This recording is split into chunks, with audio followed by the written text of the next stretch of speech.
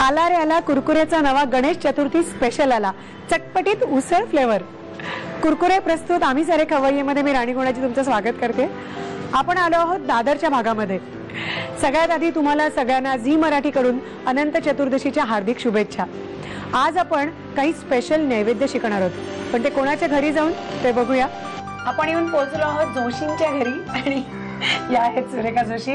कार्यक्रमात स्वागत आणि तुमच्यासाठी खास Kurkure special, Ganeshotsav special, Ganpati special उसळ फ्लेवर आणलेला आहे कुरकुरेने, त्यामुळे आपण ट्राय करूया आणि श्री गणेशांना करूया। बरं, मला सांगा काय करता? मी प्रत्यक्षात SIS कॉलेजमध्ये ज्युनियर कॉलेजला संस्कृत शिकवते, पण बरेच वर्ष गृहिणी म्हणून घरात असताना 50व्या वर्षी मी नोकरी धरली आणि तिथे शिकवायला जाते। त्याच्या आधी मी व्हिजिटिंग फॅकल्टी म्हणून SNDT मध्ये MA ला शिकवायला जायचे आणि त्यावेळेस मला बंधन नव्हतं काही, इथे जरा आहे पण ते छान आहे।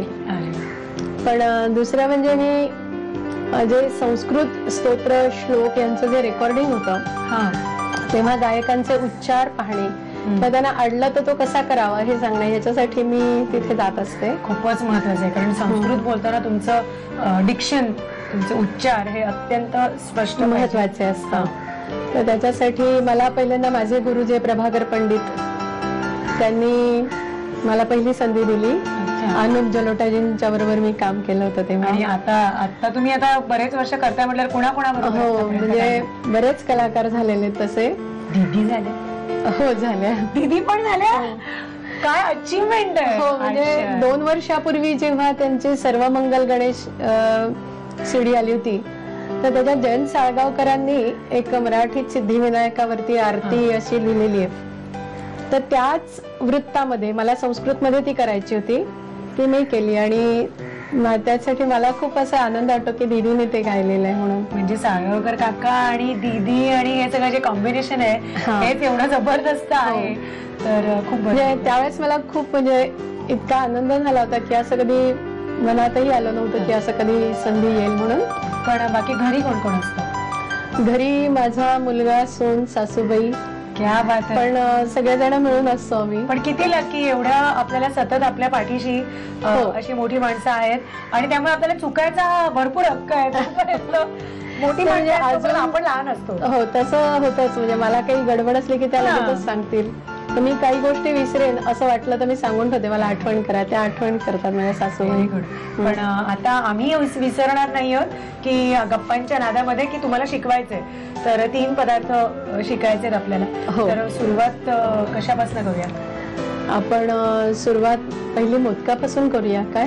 आज अनंत चतुर्दशी आहे आणि गणपतीला मोदकच प्रिय असतात, पण मग ते त्याच प्रकारचे मोदक खाऊन बिचारे बाप्पा कंटाळतात। त्यामुळे स्पेशल बनवणारे सुरेखाताई तुमच्यासाठी वेगळ्या प्रकारचे मोदक। तर कुठले आहेत हे? मी पंचखाद्याचे मोदक करणार आहे।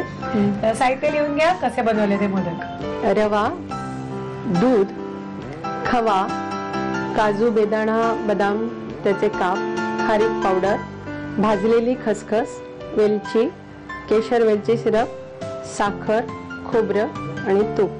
साहित्य तुम्ही लिहून घेतलं मोदकांचं आणि आता हे आपण कव्हर साठी आधी पीठ भिजवतो। ओके, फक्त बारीक रवा आहे ना? आणि बारीक रवाच घ्यायचा मुद्दामून, बरोबर, कारण त्यामुळे का तो भिजायला चांगला पडतो आणि पटकन मऊ होतो। तर आपण आधी बारीक रवा घेऊया आणि भिजायला तसं ते जे काय 10-15 मिनिटं लागतात त्याच्यात हे पाकिट मला संपवता येईल कुरकुरेचा? नाही, त्याला 1 तास लागेल तरी। 1 तास? हो, भरपूर पाकिटे जमतील। मग आपण त्याच्यामध्ये आता मोहन म्हणजे गरम केलेलं तूप घालणार आहोत। ओके, 1-2 चमचे घातलंय। गणपतीचे जेवढे लाड करता येतील ना तेवढे लाड आज करायचे, म्हणजे गणपतीच्या नावाखाली आपले लाड करायचे। आपले लाड, कारण ते पंचखाद्य नुसतं तुकडे करून ठेवले तर पटकन कोणी खात नाही। तर त्याच्यापेक्षा मोदकामध्ये सगळं घातलं, बरोबर। साधारण खारीक आपण गणपती पुढे ठेवतो, ती भिजते आणि मग ती कोणी खात नाही, त्यापेक्षा ही खारीक अशीच बारीक वाटून घातली आणि या मोदकात घातली तर छान लागते। तसं आपण हे जरा पीठ घट्ट भिजवून ठेवायचं। ओके, आणि ते साधारण तासभर ठेवायचं। ठीक आहे। आणि आता पूर्वी पाटावर वंट असायचे कुटायला, पण आता मग आपण छोटा खलबत्ता असतो त्या तो बत्ता घेऊन थोडासा असा कुठला की आपोआपच तो रवा पोळपाटावर घेऊन ऍक्च्युअली सुद्धा चालतो तो. ठीक आहे. तर तसं कुठून आता हे भिजवून ठेवलेलं आहे आणि मग कुटून घेऊया आणि आपण मिश्रण करूया मग तोपर्यंत. सारण करूया. सारण तोवर हे मऊ होऊन बसेल. चालेल. त्याची तयारी. पीठ भिजतंय आपलं तोपर्यंत आपण हे सारण करून घेतोय. तर पंचखाद्य पूर्ण आता परतून करायचं. ते पहिलं सारण करताना खोबरं घालणार आहे मी. ओलं खोबरं घेतलेलं आहे. त्याच्यानंतर साखर घातली. पण आता हे परतून घ्यायचंय. आता ह्याच्यामध्ये सगळं विरघळत आलेलं आहे.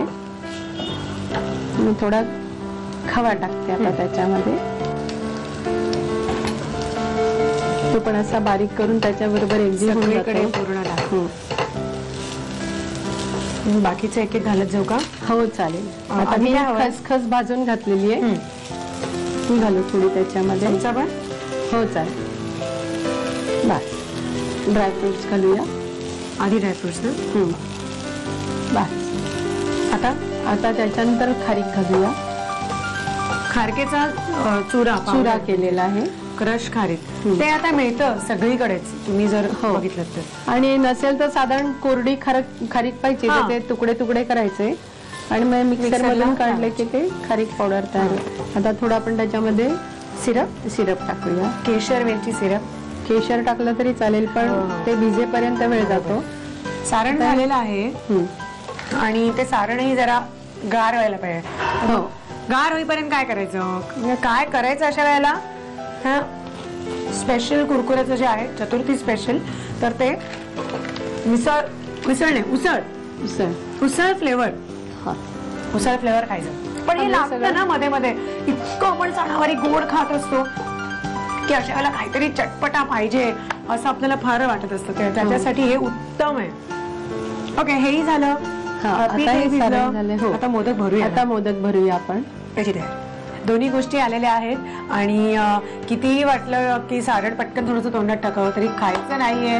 नैवेद्य दाखवल्याशिवाय त्याच्यामुळे गप उभी आहे. तुम्ही बघताय.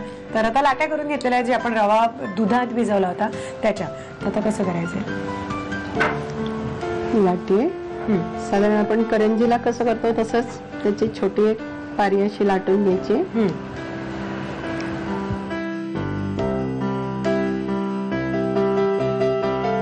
आता आपण ह्याच्यामध्ये सारण भरणार आहोत.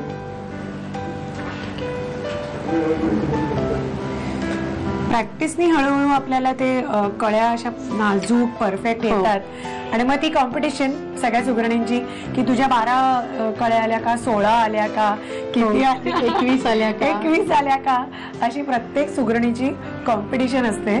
पण ठीक आहे. मला काय एवढं मी एक्सपर्ट नाहीये मोदक. नाही पण जेव्हा घरामध्ये खूप माणसं असतील तेव्हा ते सुगरणीचं करण्यापेक्षा भराभर मदत चांगलं टेस्टी फूड करणं हे जास्त महत्त्वाचं. पटकन होतं ना स्वयंपाक. सगळ्या आपल्या आत्या काकू मामी सगळ्या एकत्र येऊन फटाफट गणपतीचं अशा मी या पाकळ्या केलेल्या खालपासून दाबून घ्यायच्या ना व्यवस्थित. खालपासून दाबून पाहिजे. त्या रेषा ज्या आहेत कळ्या अलगद आता एका बाजूने अशा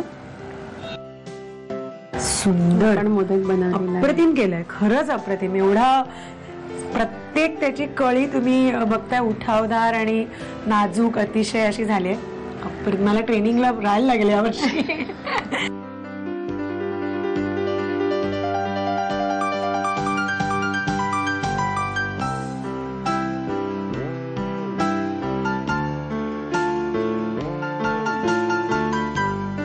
ही परडी तयार झाली. कानवला तयार झाला आणि मोदक आणि म्हणजे गणपती बरोबर द्यायलाही छान पडत. तर आता तळणीची तयारी करूया. मोदक तयार आहेत तळणीसाठी आणि कानवला पण रेडी आहे. हलक्या हाताने आता हलक्या हाताने घालायचंय. गॅस बारीक करू तापलंय.